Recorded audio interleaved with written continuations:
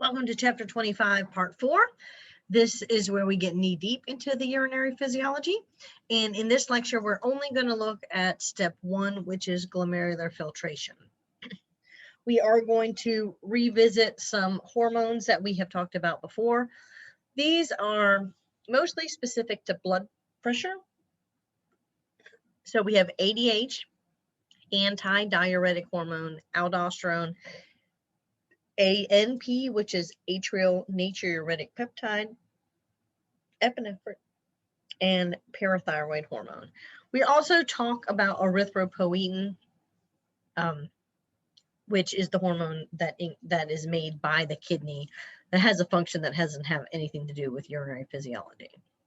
All right, so all of these slides will have the red headers. That all means glomerular filtration, and then we'll see other colors in the upcoming sections. All right, so glomerular filtration is passive.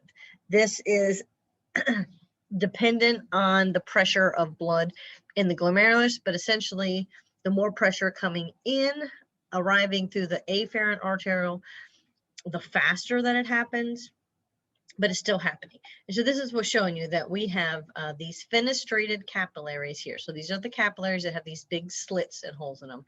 So most of the stuff, the electrolytes and dissolved nutrients that are in the blood. So this is blood here, this is the capsule, or this is the blood in the capillaries. Most is going to be dumped out with the plasma. We're going to maintain plasma proteins and blood cells. This shows just a red blood cell, but also white blood cells would be retained. The glomerular are mechanical filters, just like a coffee pot or a sieve that you would strain noodles, like a colander that you would strain noodles. And like I said, the rate of filtration is controlled by the pressure of the blood in the glomerulus, not the pressure of the blood in the body, because this vessel can dilate and constrict to maintain a fairly regular pressure here. We don't want super high pressure coming in here and damaging the glomerulus, nor do we want too low of a pressure that won't be enough pressure to generate filtration. GFR is glomerular filtration rate. This is the rate of how much filtrate is made per minute. All right, so the glomerulus is one of 3 capillary beds in the nephron. And so I showed you here, this is, again, the glomerulus here. And then this shows you what the capillary looks like. So remember, fenestrations, when you hear that word, I want you to think of Swiss cheese. So these capillary endothelium have a lot more holes than the regular capillaries in the capillary bed, the circulatory capillary beds. So these let, like I said, just about everything go through except for large proteins and blood cells. This is a scanning electron microscope view of the same fenestrated capillary, and you can see these just millions and millions of little holes to allow faster seepage of the plasma and dissolved contents.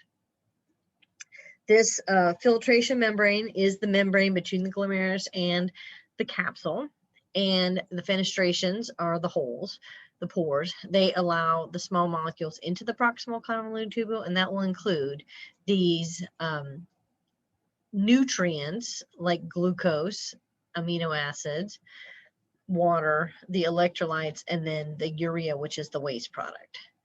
Essentially everything except for the giant plasma proteins, which are non-nutritive, as well as the white blood cells and the red blood cells. The fluid then moves from the capsule into the tubules, and we call it pre-urine or filtrate, or sometimes tube fluid. The plasma proteins are going to remain in the blood in the capillary of the glomerulus and then move out of the glomerulus through the efferent artery. Their job is to maintain the colloid osmotic pressure. So that's the drawing power of the water. And that prevents the loss of all the water, all the plasma into the capsular space. We should never see protein or blood in healthy urine. We should only, if we do see that, then we know that there's a problem with the filtration membrane that we need to look at. Okay, filtration pressures. we have hydrostatic pressure of the blood coming into the glomerulus. So hydro meaning water, or essentially this is the blood pressure. The higher the pressure, the more it's going to promote filtration formation. This pressure is going to force the blood or the plasma out of the blood into the capillary space. This capillary bed, the glomerulus, in the nephron is a super high pressure capillary bed compared to other capillary beds that we see. And this is usually because, not usually, this is because the efferent arteriole has a much smaller diameter than the afferent. So it's too high for a reabsorption to occur, but that when you have a smaller outlet than inlet, it's going to require, it's going to push a lot more pressure out because it's going to take a while to get out. The inward pressures are going to inhibit filtrate formation, and we're going to look at two of those specifically. The osmotic pressure, so imagine that as the pull of those plasma proteins pulling fluid back into the capillary bed, and the pressure of fluid already in the capsular space. So let me show you some pictures. All right, so this again, here's your capsule. This red is the glomerulus. So we have hydrostatic pressure is the biggest pressure. It's pushing plasma out of the glomerulus into the capsular space. Now, your book makes a big deal about all these numbers. I'm not going to ask you to recite these numbers. But I do need to understand which ones are the big ones, which ones are the little pressures, and what those pressures mean.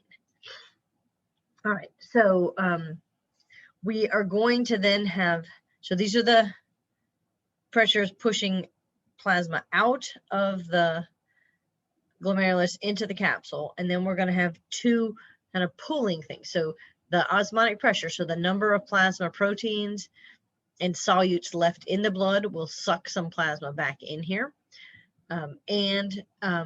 Capsular hydrostatic pressure. It means if there's a lot of fluid in here, that's going to push back here. It's a smaller pressure right here.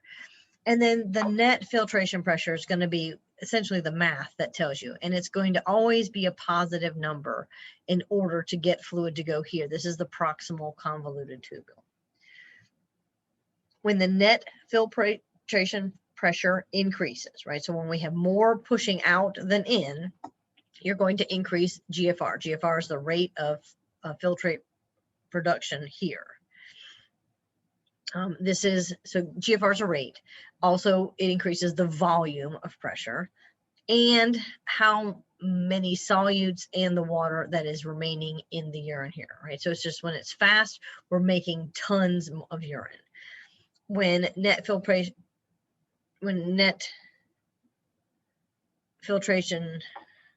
okay, something is not right here. Hold tight just a minute.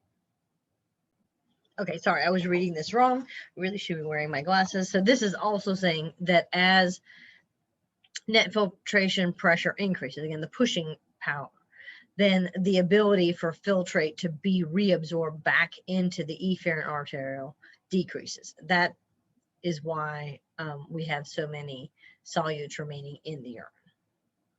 Okay, so let's look cirrhosis. Cirrhosis is a liver disease, and when the liver is damaged, the liver, one of its many jobs is to produce these plasma proteins. So when the liver is sick, when it has cirrhosis, remember cirrhosis is when it becomes hardened and full of scar tissue, it can't make the plasma proteins. So let's think about which pressures are affected. So if we have fewer numbers of plasma proteins in here, we know that the sucking powers are going to be affected, specifically the colloid osmotic pressure. And then what's going to happen is that we're not going to be able to suck as much fluid back in here. So we're going to end up making more filtrate than we normally would have. All right. Glomerular filtration rate is a measure of kidney function. So we'll see this test being done on a regular basis. You want your GFR to be somewhere where you'd want to have your test grades, right? Up around 100. You'd love to have 125, I'm sure, but this is what a normal GFR is. Now the kidney is amazing, and we're going to see that it can lose a lot of its functionality and still be able to keep your blood nice and clean and keep you from being sick. GFR is high when glomerular filtration pressure is high, right? Because the more pressure, we're pushing more fluid out, and that creates more filtrate. It's going to decrease when filtration is low. So this is a negative feedback loop with systemic blood pressure. So when we see that blood pressure is high, we're going to see that GFR is going to be high until we have damage to our kidney, and then it will be reduced. So when GFR is increased, that increases the volume of the filtrate produced, the pre-urine, and increases total urine output. Therefore, blood volume decreases, and when blood volume decreases, that negative feedback loop will feed back, and we'll have a lower pressure coming into the nephron, and that will give us, that will reduce our GFR. Exactly the opposite when GFR is low. That means we have a low amount of filtrate, low urine volume, and we have a higher volume of blood, then the blood pressure will increase. This is a little chart that kind of shows you that your kidney function can remain normal until it gets to be about 60. So remember, we wanted it up to 100, 120. So it can almost drop in half before we diagnose kidney disease. And then your kidney can still continue to function down to 15. And at 15, this is where we're going to diagnose kidney failure, and we're going to start talking about transplants or more likely dialysis. We can regulate the GFR with two different mechanisms, an intrinsic mechanism and an extrinsic mechanism. Remember, we've talked about this before. So intrinsic is always going to favor the organ. So this is the kidney protecting itself. Extrinsic is always going to be an override of what the organ is doing. And this is usually by the sympathetic nervous system, endocrine system in some kind of emergent situation. So we have, these are opposing controls, right? So the kidney or the intrinsic is always going to be fighting to maintain excellent, perfect amount of blood coming into the kidney that will help the kidney. The extrinsic says, I know, kidney, that you need a lot of blood flow and blood pressure. However, our job is systemic blood pressure so that all of the organs get plenty of perfusion. So there's always going to be this fight. Now the kidney is going to be fine and it's going to win until, do you remember this MAP, mean arterial pressure? So when the average blood pressure drops below 80 millimeters of mercury. So when we have some kind of low blood pressure crisis, we're going to steal some blood from the kidney to put it in the vessels to make sure that the other organs, like the heart and like the brain, are getting enough blood. This could happen when we have a low blood volume crisis, like a circulatory shock or hemorrhagic shock. And then the extrinsic system will override intrinsic and shunt blood to the other organs. Remember, I said that the kidney at any given time could have about 20% of cardiac output. So it can hold a lot of blood. But in this emergency, we can reduce kidney filtration, deal with the emergency, and then keep the other organs alive. And then once we have fixed the other emergency, then the kidney can pick up and start filtration. Let me back up. Within the intrinsic autoregulatory system, we have two mechanisms. So these are both going to help the kidney maintain blood pressure.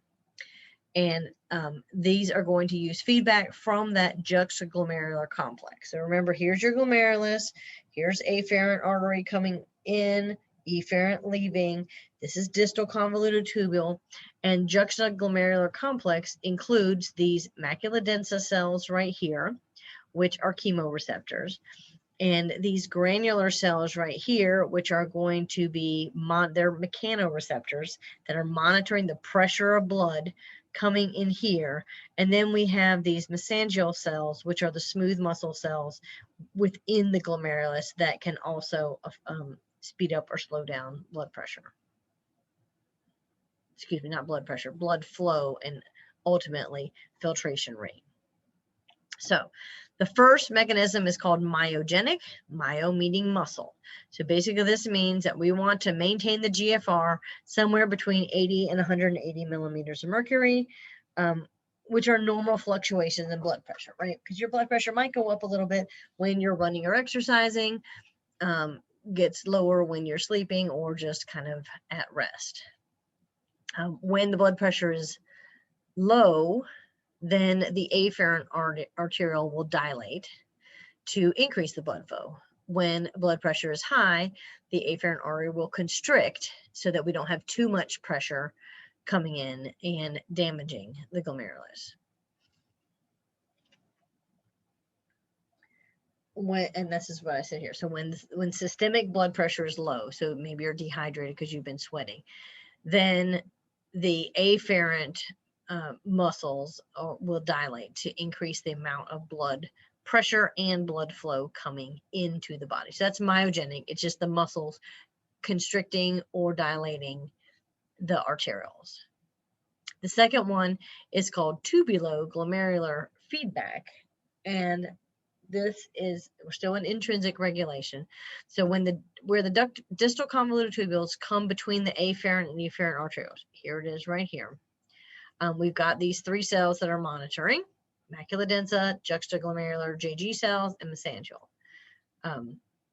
So we have here this feedback coming from these. This is your macula densa cells right here.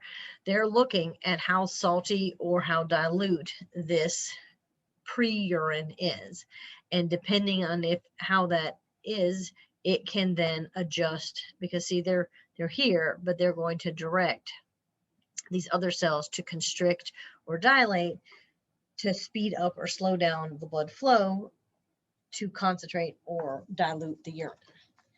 We also, if blood pressure is super low, we can make renin from granular cells. So macula densa are the chemoreceptors. If GFR increases, the filtrate flow rate increases. This decreases, now wrap your head around this. If GFR increases, it decreases the reabsorption time. Essentially, you're just flooding like your garden hose on high. Tons of water is moving through, so we just don't have a lot of time to reabsorb nutrients or electrolytes, specifically sodium chloride. So then we're going to lead to constriction of that afferent arteriole, which reduces the flow and the GFR and gives us more time so that we can reabsorb the salt.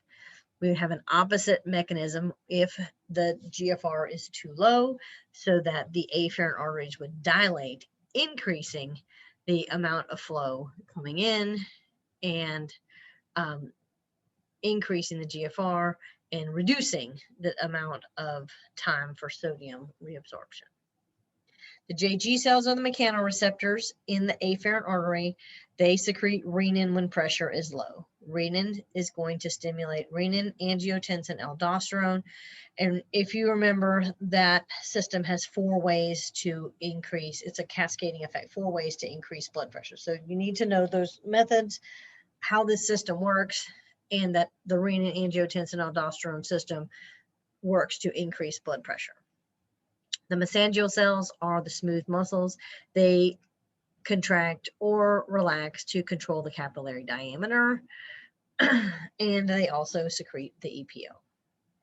EPO, back up, is erythropoietin, which stimulates the bone marrow to make more red blood cells. So this is a hormone, EPO, made by the kidney that has nothing to do with the function of the kidney, but the kidney is in a perfect position to be able to monitor the number of red blood cells that are in the blood, as well as the oxygen content. And if either one of those levels are too low, then it will stimulate EPO, which is a hormone which will travel through the blood to the bone marrow and stimulate the bone marrow to make more red blood cells to rectify that situation.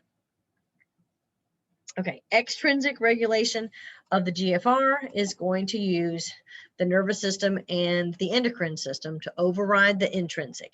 The key number here is the mean arterial pressure is less than 80, and that is detected by the JG cells. This can happen when blood pressure is very low, when you are bleeding, right, hemorrhage or hypovolemic shock, or severely dehydrated. Because if we don't have enough blood pressure, we cannot filter any waste anyway. So we're going to have to do something. We're going to use epinephrine from the sympathetic nervous system and it is a vasoconstrictor all by itself. And also it's going to be able to shunt blood away from the kidney to the other vital organs. Like I said before, kidneys hold about 25% of your total, I said cardiac output, but that's blood volume. Okay, the hormonal mechanism is the renin-angiotensin-aldosterone system. I hope that you can say this in your sleep. All right, in response to low systemic blood pressure, the granular cells release renin. Renin converts angiotensinogen to angiotensin 1. Angiotensin is made by the liver and circulates in the blood so that at any time renin can activate it. Then we have the angiotensin converting enzyme, ACE, made by the lungs, that's going to convert angiotensin 1 to angiotensin 2. Then angiotensin 2 has 4 mechanisms to raise blood pressure. So one is going to secrete aldosterone, and we have in the past just said aldosterone will cause the kidneys to concentrate urine, and so more water returns to the blood. We'll see some more specific mechanisms on that coming up. So we're going to secrete aldosterone. We're going to secrete ADH. ADH is also called vasopressin. It is going to increase water reabsorption. Remember, al heart salt. So aldosterone is going to encourage sodium reabsorption and the water will follow. ADH just encourages water reabsorption all by itself. Additionally, that's going to make us thirsty and then do a general overall all your vessel vasoconstriction. ACE inhibitors are those drugs that prevent this process from happening and prevent the blood pressure from rising. So we use those to treat high blood pressure. Kidney disease is caused by 2 things. Diabetes, can be caused by a lot of things. The 2 top ones are diabetes and uncontrolled chronic hypertension. So this is not hypertension one day because you got mad and your blood pressure went up. This is chronic uncontrolled high blood pressure. And what it's going to do over time, and remember, diabetes, in that disease, we also have a vascular component. So both of these diseases cause the renal arteries to narrow, weaken, or harden. In damaged vessels can't deliver adequate blood to the kidneys. And now we're going to end up with long-term fluid balance problems, acid-base balance problems, and waste products backing up into the blood and essentially slowly poisoning us from within. Anuria is a condition with abnormal urinary output, so less than 50 mLs a day. It usually means that glomerular blood pressure is too low. These can also, in addition to chronic uncontrolled high blood pressure or diabetes, renal failure and anuria can also happen when we have infection in the kidney, if we have blood clotting, transfusion rejections, or if the kidney has just, or any of the urinary system structures have been crushed and damaged. So you'll see in your patient that you'll be monitoring the ins and outs, how much fluid is coming in, how much is coming out, to look and see if they are in fluid and electrolyte balance.